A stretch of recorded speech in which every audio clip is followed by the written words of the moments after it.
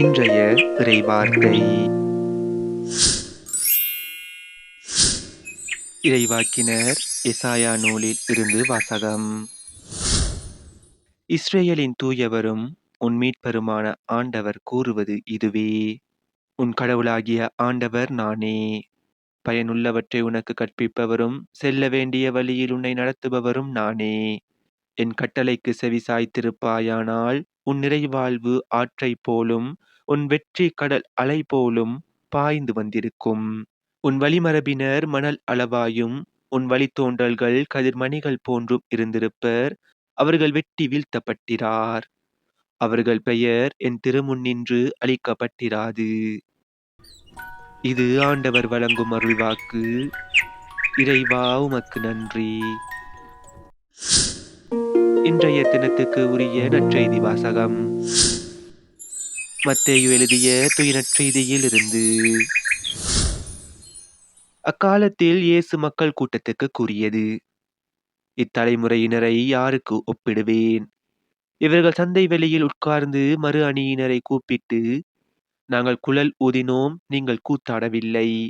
நாங்கள் ஒப்பாரி வைத்தோம், நீங்கள் மாரடித்து புலம்பவில்லை என்று கூறி விளையாடும் சிறு பிள்ளைகளுக்கு ஒப்பானவர்கள். எப்படியெனில், யோவான் வந்தபோது அவர் உண்ணவும் இல்லை, குடிக்கவும் இல்லை. இவர்களோ அவன் பேய் பிடித்தவன் என்கிறார்கள். மானிட மகன் வந்துள்ளார், அவர் உண்கிறார், குடிக்கிறார். இவர்களோ இம்மனிதன் பெருந்தீனிக்காரன், குடிகாரன், வரி தண்டுபவர்களுக்கும் பாவிகளுக்கும் நண்பன் என்கிறார்கள். எனினும் ஞானம் மெய்யானது என்பதற்கு அதை ஏற்றுக்கொண்டோரின் செயல்களே சான்று.